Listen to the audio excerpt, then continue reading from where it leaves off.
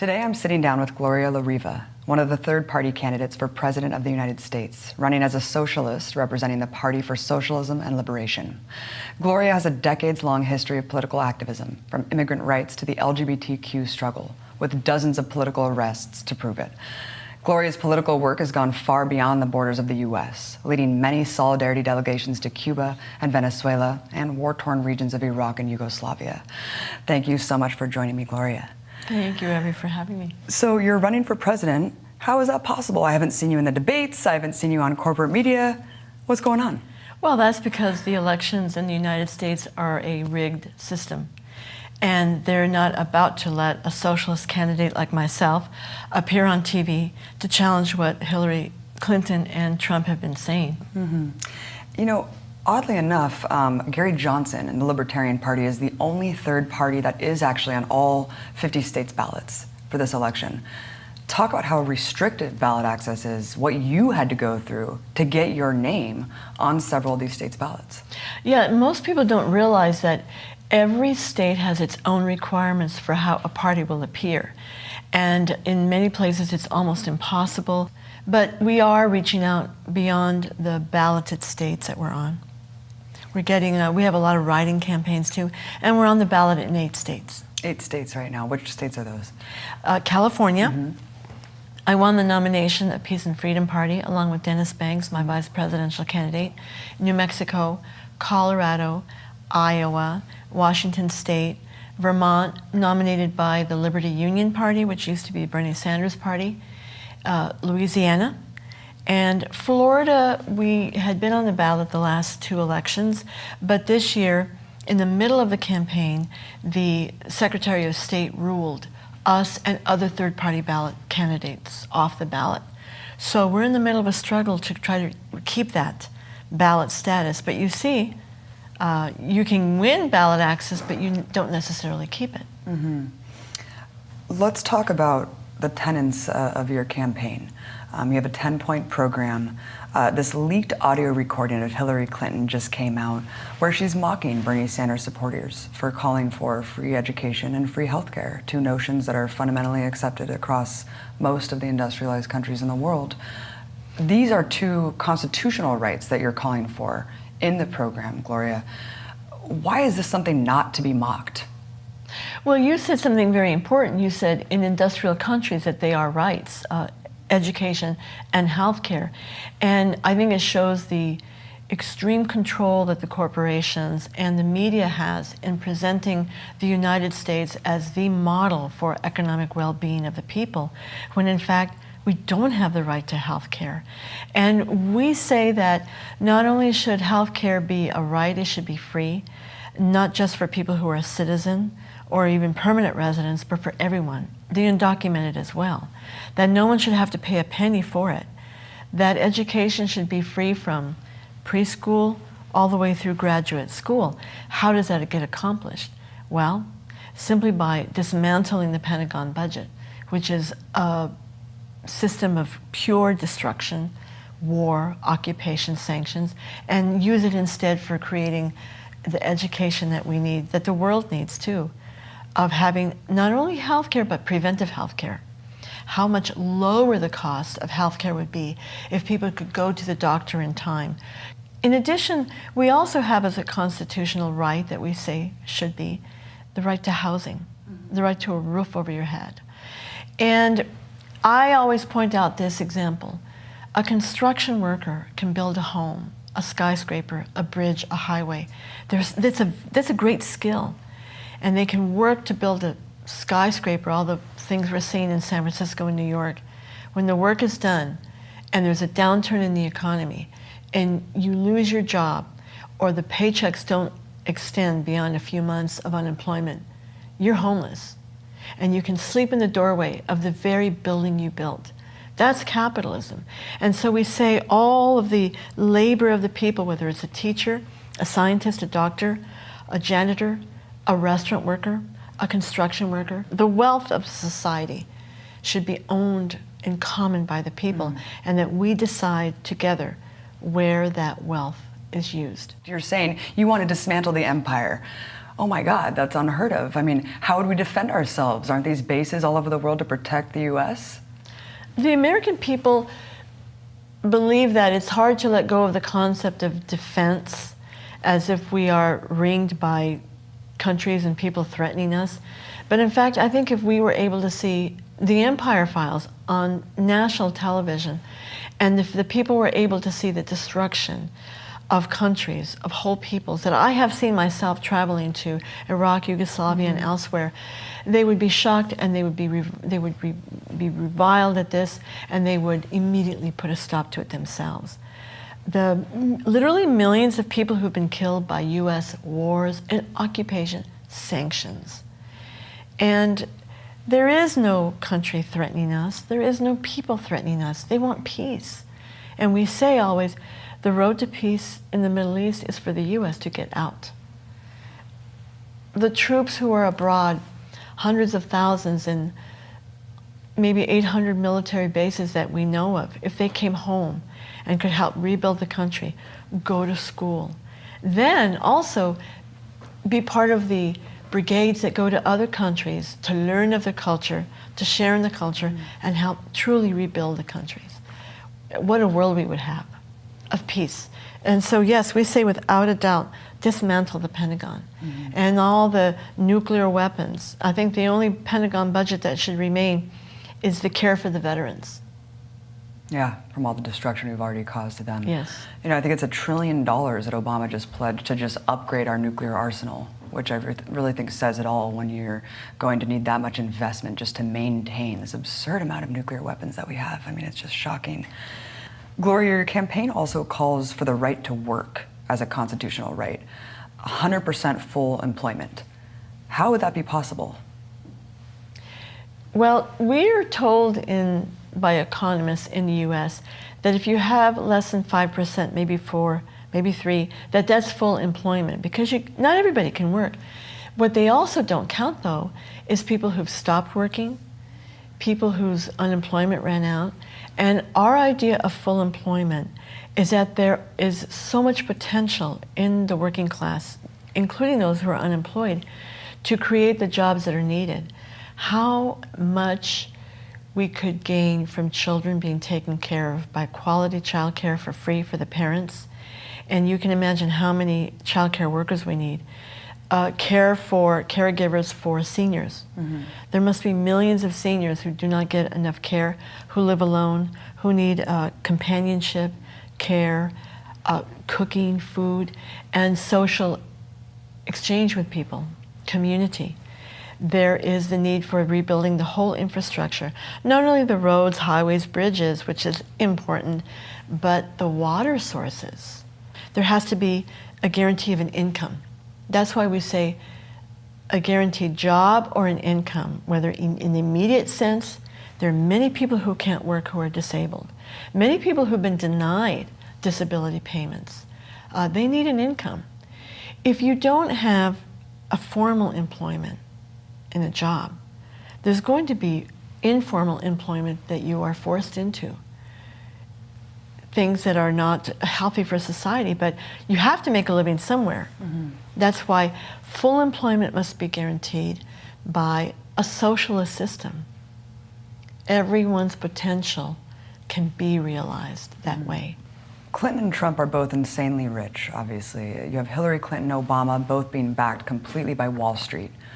Wall Street essentially got them into office with their donations. Trump is Trump. He's a billionaire, billionaire class. His interests are very blatant. Another point on your party program is seizing the banks and putting Wall Street criminals into jail. What a concept. You know, Iceland just did it. Why can't we?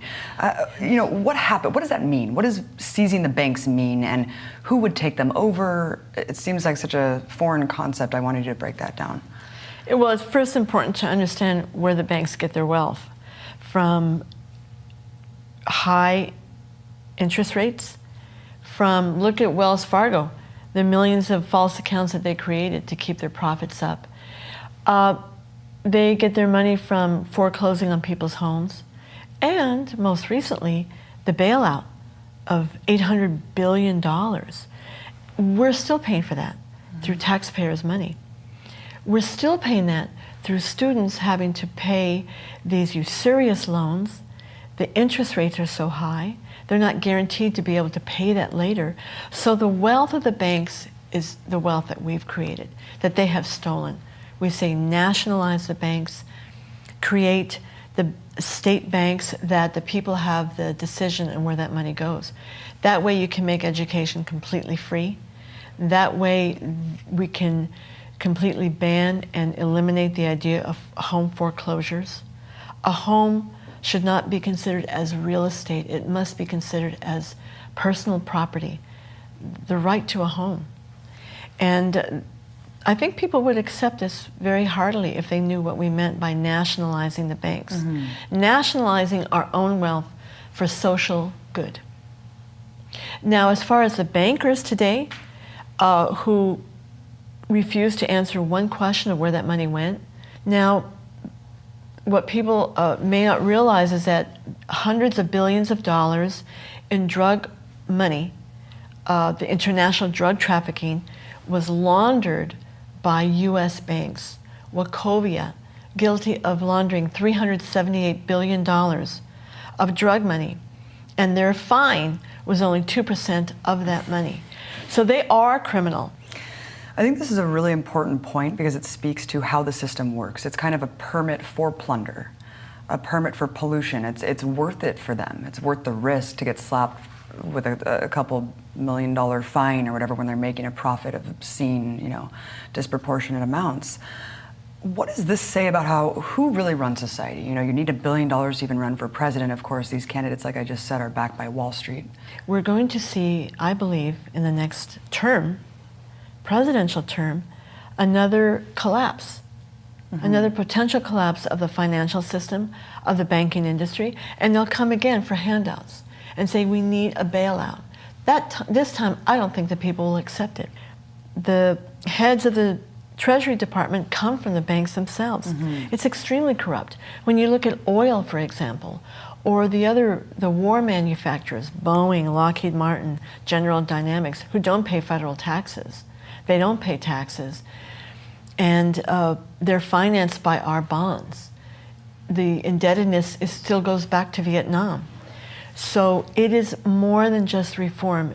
You cannot reform the capitalist system of the United States anymore. It's impossible. You would have to really take control of the means of production. Bernie Sanders was asked about that at one point, about what socialism meant. He talked about some of the pillars of socialism, free healthcare, free education. We agree with that very much. But he made it a point to say we don't agree with taking over the means of production. And we say that's the only way that you can transform society to meet the needs of the people. The halls of Congress are filled with lobbyists from all the corporations, from the banks to the oil, to the war manufacturers and everything else you can think of, auto manufacturers, the nuclear industry. They're the ones who write the laws. They're the ones who fill the pockets of the politicians. And they're the ones who carry out the campaign against those politicians if they don't continue those politics. The Koch brothers. It used to be that the billionaires just financed the politicians. Now they run for office. When people hear Bernie Sanders, and of course he has this massive following, maybe not anymore since he endorsed Hillary so vehemently, but when you say that isn't possible without transferring the means of production over to workers themselves, he would say, and maybe people are confused by this, because he would say, look at these Scandinavian, look at Europe and look at what they've done, this hybrid system where they've been able to produce this for their people while still maintaining a capitalist structure. What would you respond with? Most of those countries are now engaged in cutbacks of those programs. They are also, we're seeing strife in those countries of strikes by the workers who are seeing their benefits, their retirement cut, and their retirement age extended. So you see struggle developing now because over time, capital always, takes control over the social programs that may have existed in capitalist countries, unless the workers keep fighting to defend them. But you can't keep going on like that. In the United States, the reforms that we saw in the 1930s of Social Security, unemployment insurance, the welfare programs, all the things, union rights, they're being eroded greatly because we're still in a capitalist country where over time the corporations will always try to take back all their wealth. You're not a billionaire. You're an average person. You're in the working class. You've been rooted in the working class your whole life, Gloria. Very different economic background than these people that we're talking about now. What have you done in your life for work, and what do you do now? Well, I'm of a Mexican-American family. My mother's from Mexico. She had the typical jobs of a Mexican immigrant, seamstress in sweatshops, a waitress, cleaning homes, maid, hotel maid. And my father was a letter carrier. So we were a family of 6 kids. And from very early on, with our family of limited means, I learned that you had to work to have money. So I used to iron for middle-class families, like dozens of men's shirts. That was before permanent press. My first real job working for a company was as a waitress at 16. I groomed horses in several racetracks. And I've been a secretary. I became a typesetter when I was in my early 20s. And for the last 35 years, I worked at the San Francisco Chronicle. But I've always worked all my life, and I will have to work longer because I don't even own a home. I'm a renter. Mm-hmm. And I think, typical of many working class people. And it can always go away. I have built up all these years a pension in my union. And because of the financial crisis of 2008, our pension's value dropped from 1.3 billion to 650 million, half. So everything that was calculated for our retirement of our members has been cut in half. And the calculation is that our pension may not last 15 years. But that's true of dozens of other pensions. It's the fault of the whole financial economic system of the United States. The workers work all their lives, if you're even lucky to have a pension, to see it disappear. That's one of the most criminal things, I think, of this entire economy, is that pensions, that you just said it, you could work your entire life and they could just be gone. Yes. And of course, all of this is projected as the union's fault. We need to, more right-to-work states and less unionizing. It's like, what are you talking about? These are the only people that can protect these things. What can even be done at that point? You said the pension got cut in half. What can the union even do? You're president of your union. Well, I just regret what's happened because I used to always tell my workers, we have the union pension. And then when this took place in 2008, because all pensions are tied up in the stock market, it's a casino, it's like gambling. That's why people go on strike, to fight for future workers, not just for themselves. Unionists and union workers and the unions themselves have a vision for the working class. But it's an uphill battle under capitalism. And then, like I said, you win a reform and it can go away by the capitalists saying, you have to pay for that. Absolutely. I'm astounded by how many times you've been arrested. You've been embedded in so many struggles. What was your radicalizing moment? Well, despite being poor and experiencing racism as a child, the discrimination of society, I believed in the capitalist system because it was like, we have more things. We're richer than other countries, even though we were poor. The illusion of capitalism that most people grow up under. And I applied to several schools, but I had no money to go to college. A young woman came into my school in Albuquerque, New Mexico, and she told some of us, apply at Brandeis University. There's money there. So I applied, and I got a virtually full scholarship, 96% coverage for 4 years. I got to school, and I thought, well, my studies did well. It paid off. I made it. And I got to school, and the Black and Latino student groups said, we saw your application. You're a goody two-shoes. We're going to tell you how you got to school. They said, we took over the campus. And that was 1968, 4 years before I went to school. There was a wave of student uprisings, shutting down universities for ethnic studies. San Francisco State shut down for 5 months. Brandeis, Columbia, an untold number of students went on strike in this country and against the Vietnam War, against injustice. I was a beneficiary of that. The Black and Latino students won an amazing affirmative action program at Brandeis. And they even won the right for students to fly to other cities to look for kids like me. That's how I got into school. So my year in school became the greatest education. I learned of collective action. Hillary has said she's a feminist candidate. In fact, her entire campaign has been kind of centered around how this is some monumental achievement for women. Hillary Clinton becoming president. As a woman of color running for president against Hillary, what's your response? I was in Iraq 3 times, 1997, 1998, and 2001.